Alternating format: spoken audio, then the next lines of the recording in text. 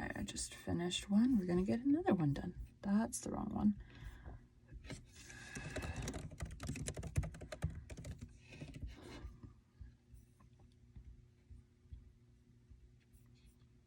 Almost to the end of this book. Get a drink real quick.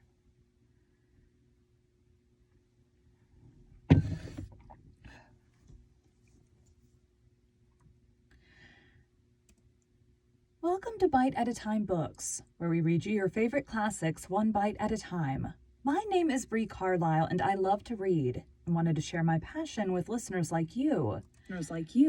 All of the links for our show are in the show notes. Today we'll be continuing The Three Musketeers by Alexandre Dumas. Said it right that time. Yay. Or I'm pretty sure it's right. Dumas. Chapter 65. Trial. It was a stormy and dark night. Vast clouds covered the heavens, concealing the stars. The moon would not... The stars. The moon would not rise till midnight. Till midnight. Occasionally, by the Till midnight. Occasionally, by the light of a flash of lightning which gleamed along the horizon, the road stretched itself before them, white and solitary. The flash extinct, all remained in darkness.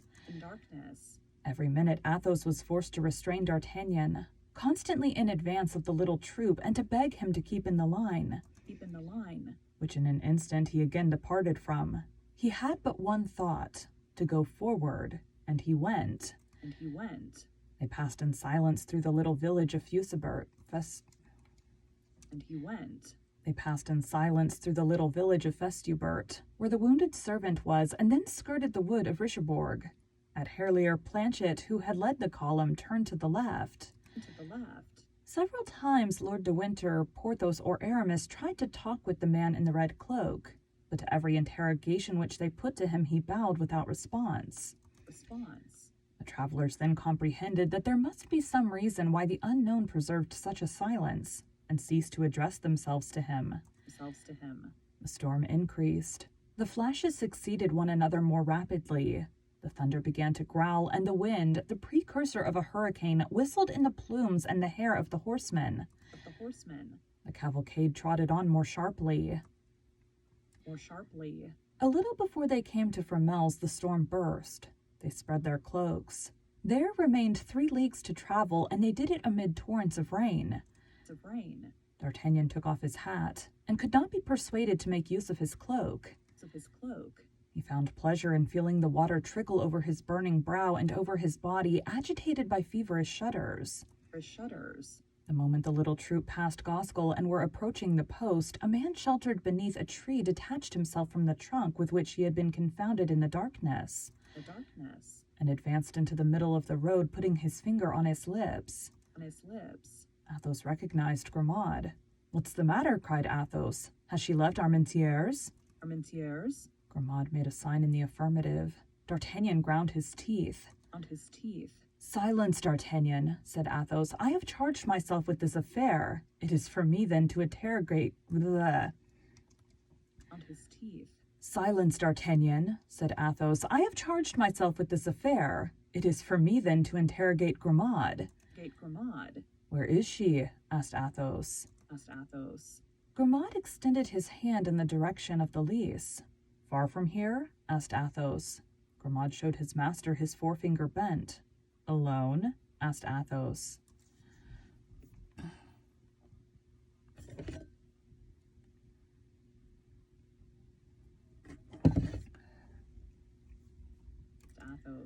Grimaud made the sign yes. "Gentlemen," said Athos, "she is alone within half a league of us in the direction of the river." "That's well," said D'Artagnan. "Lead us, Grimaud." Grimaud took his course across the country and acted as guide to the cavalcade. At the end of 500 paces, more or less, they came to a rivulet which they forded. By the aid of the lightning, they perceived the village of Urinkheim. "Is she there, Grimaud?" asked Athos. Grimaud shook his head negatively. "Silence, then," cried Athos, and the troop continued their route. Another flash illuminated all around them. Grimaud extended his arm, and by the bluish splendor of the fiery serpent, they distinguished a little isolated house on the banks of the river within 100 paces of a ferry. One window was lighted. "Here we are," said Athos. At this moment, a man who had been crouching in a ditch jumped up and came towards them. It was Mousqueton. He pointed his finger to the lighted window. "She is there," said he. "And Bazin?" asked Athos. "While I watched the window, he guarded the door." "Good," said Athos. "You are good and faithful servants." Athos sprang from his horse, gave the bridle to Grimaud, and advanced toward the window after having made a sign to the rest of the troop to go toward the door. The little house was surrounded by a low quickset hedge 2 or 3 feet high. Athos sprang over the hedge and went up to the window, which was without shutters, but had the half curtains closely drawn. He mounted the skirting stone that his eyes might look over the curtain. By the light of a lamp he saw a woman, wrapped in a dark mantle, seated upon a stool near a dying fire. Her elbows were placed upon a mean table, and she leaned her head upon her 2 hands, which were white as ivory. He could not distinguish her countenance, but a sinister smile passed over the lips of Athos. He was not deceived. It was she whom he sought. At this moment a horse neighed. Milady raised her head, saw close to the panes the pale face of Athos, and screamed. Athos, perceiving that she knew him, pushed the window with his knee and hand. The window yielded. The squares were broken to shivers, and Athos, like the spectre of vengeance, leapt into the room.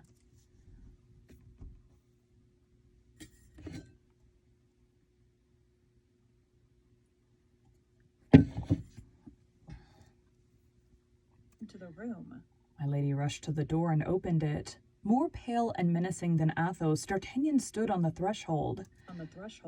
Milady recoiled, uttering a cry. D'Artagnan, believing she might have means of flight and fearing she should escape, drew a pistol from his belt, but Athos raised his hand. "Put back that weapon, D'Artagnan," said he. "This woman must be tried, not assassinated. Wait an instant, my friend, and you shall be satisfied. Come in, gentlemen." D'Artagnan obeyed, for Athos had the solemn voice and the powerful gesture of a judge sent by the Lord himself. Behind D'Artagnan entered Porthos, Aramis, Lord de Winter, and the man in the red cloak. The 4 lackeys guarded the door and the window. Milady had sunk into a chair with her hands extended, as if to conjure this terrible apparition. Perceiving her brother-in-law, she uttered a terrible cry. "What do you want?" screamed Milady. "We want," said Athos, "Charlotte Backson, who first was called Comtesse de la Fere, and afterwards my Lady de Winter, Baroness of Sheffield." That is I," murmured Milady in extreme terror. "What do you want?" "We wish to judge you according to your crime," said Athos. "You shall be free to defend yourself. Justify yourself if you can. Monsieur d'Artagnan, it is for you to accuse her first." D'Artagnan advanced. "Before God and before men," said he, "I accuse this woman of having poisoned Constance Bonacieux, who died yesterday evening." He turned towards Porthos and Aramis. "We bear witness to this," said the 2 Musketeers with one voice. D'Artagnan continued. "Before God and before men, I accuse this woman of having attempted to poison me in wine which she sent me from Villeroy. With a forged letter, as if that wine came from my friends. God preserved me, but a man named Brisemont died in my place." "We bear witness to this," said Porthos and Aramis in the same manner as before. "Before God and men, I accuse this woman of having urged me to the murder of the Baroness de Wardes, but as no one else can attest the truth of this accusation, I attest it myself." "I have done." And D'Artagnan passed to the other side of the room with Porthos and Aramis. "Your turn, my lord," said Athos. The Baron came forward. "Before God and before men," said he, "I accuse this woman of having caused the assassination of the Duke of Buckingham." "The Duke of Buckingham assassinated?" cried all present with one voice. Yes, said the Baron, assassinated. Assassinated. On receiving the warning letter you wrote to me, I had this woman arrested and gave her in charge to a loyal servant. Loyal servant. She corrupted this man. She placed the poniard in his hand. She made him kill the Duke. Kill the Duke. And at this moment, perhaps Felton is paying with his head for the crime of this fury.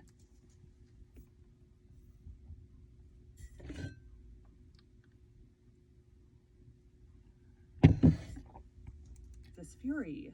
A shudder crept through the judges at the revelation of these unknown crimes. Unknown crimes. That is not all, resumed Lord de Winter. My brother, who made you his heir, died in 3 hours of a strange disorder which left livid traces all over the body. My sister, how did your husband die? Die. Horror, cried Porthos and Aramis. Aramis. Assassination.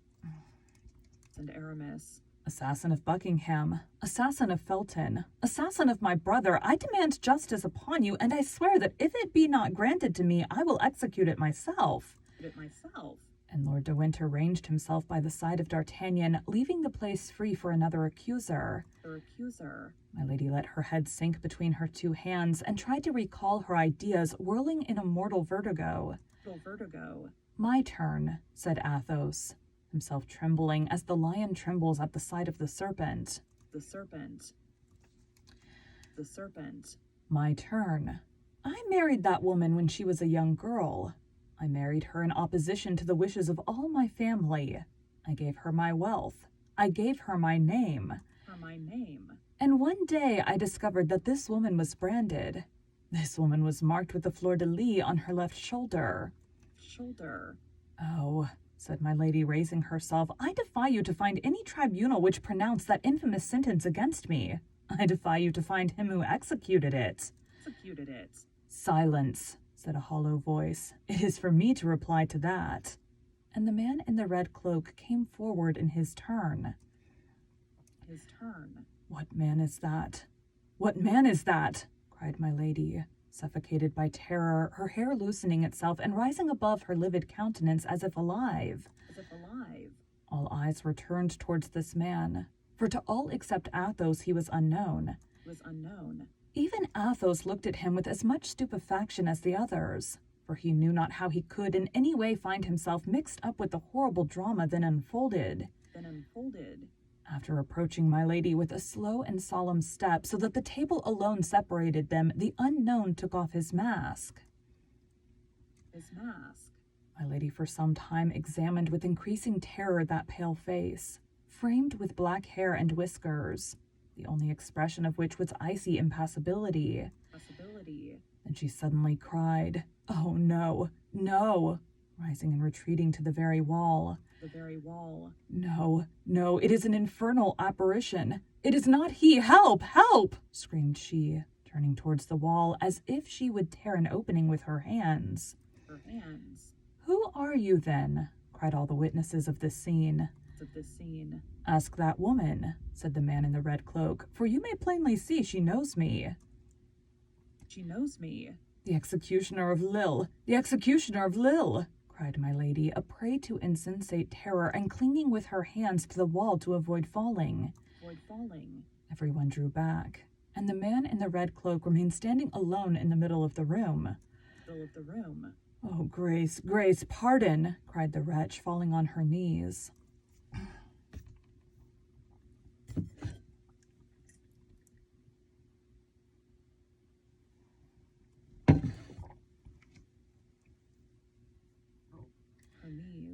The unknown waited for silence and then resumed. I told you well that she would know me. Yes, I am the executioner of Lille, and this is my history. All eyes were fixed upon this man, whose words were listened to with anxious attention. That woman was once a young girl, as beautiful as she is today. She was a nun in the convent of Benedictines of Templemar. A young priest with a simple and trustful heart performed the duties of the church of that convent. She undertook his seduction and succeeded. She would have seduced a saint. Their vows were sacred and Their vows were sacred and irrevocable. Their vows were sacred and irrevocable. Their connection could not last long without ruining both. Ruining both. She prevailed upon him to leave the country. But to leave the country, to fly together to reach another part of France where they might live at ease because unknown money was necessary. Neither had any. The priest stole the sacred vases and stole them, but as they were preparing to escape together, they were both arrested. 8 days later, she had seduced the son of the jailer and escaped. The young priest was condemned to 10 years of imprisonment and to be branded. I was executioner of the city of Lille, as this woman has said. I was obliged to brand the guilty one, and he, gentleman, was my brother. I then swore that this woman who had ruined him, who was more than his accomplice since she had urged him to the crime, should at least share his punishment. I suspected where she was concealed. I followed her. I caught her. I bound her, and I imprinted the same disgraceful mark upon her that I had imprinted upon my poor brother. The day after my return to Lille, my brother in his turn succeeded in making his escape. I was accused of complicity and was condemned to remain in his place till he should be again a prisoner. My poor brother was ignorant of this sentence. He rejoined this woman. They fled together into Berry, and there he obtained a little curacy. This woman passed for his sister. The lord of the estate on which the chapel of the curacy was situated saw this pretend sister and became enamored. The lord of the estate on which the chapel of the curacy was situated saw this pretend sister and became enamored of her. Amorous to such a degree that he proposed to marry her. Then she quitted him. She had ruined him, for she was destined to ruin, and became the Countess de la Fère. All eyes were turned toward Athos, whose real name that was, and who made a sign with his head that all was true which the executioner had said. Then, resumed he, mad, desperate, determined to get rid of an existence from which he had stolen everything, honor and happiness, my poor brother returned to Lille. And learning the sentence which had condemned me in his place, surrendered himself and hanged himself that same night from the iron bar of the loophole of his prison. To do justice to them who had condemned me, they kept their word. As soon as the identity of my brother was proved, I was set at liberty. That is the crime of which I accuse her. That is the cause for which she was branded. Monsieur d'Artagnan, said Athos, what is the penalty you demand against this woman? The punishment of death, replied D'Artagnan. My Lord de Winter, continued Athos, what is the penalty you demand against this woman?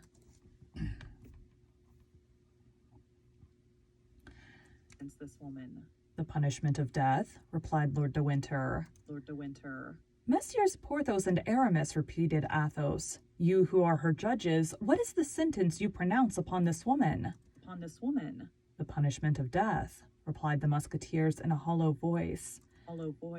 My lady uttered a frightful shriek and dragged herself along several paces upon her knees toward her judges. Athos stretched out his hand toward her. Charlotte Backson, Countess de la Fère, my Lady de Winter, said he, your crimes have wearied men on earth and God in heaven. If you know a prayer, say it, for you are condemned and you shall die. At these words, which left no hope, my lady raised herself in all her pride and wished to speak, but her strength failed her. She felt that a powerful and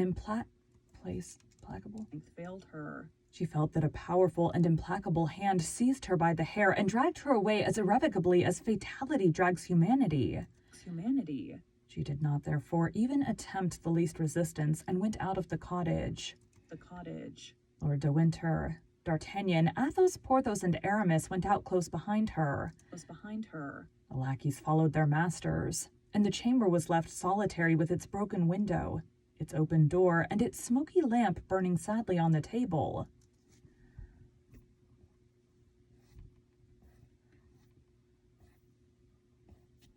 The next chapter is actually pretty short.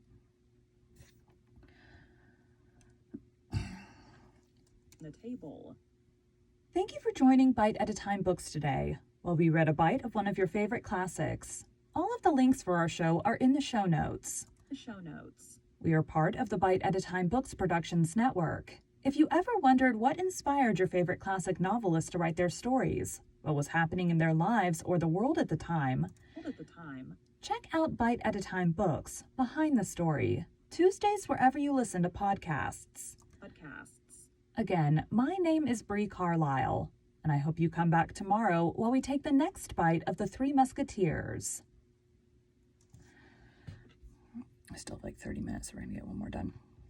This will probably be a relatively short one, like maybe 6 minutes, I'd guess. How many chapters are in this book anyways? I'll just have one left. Start new, bite at a time. Thanks, guys.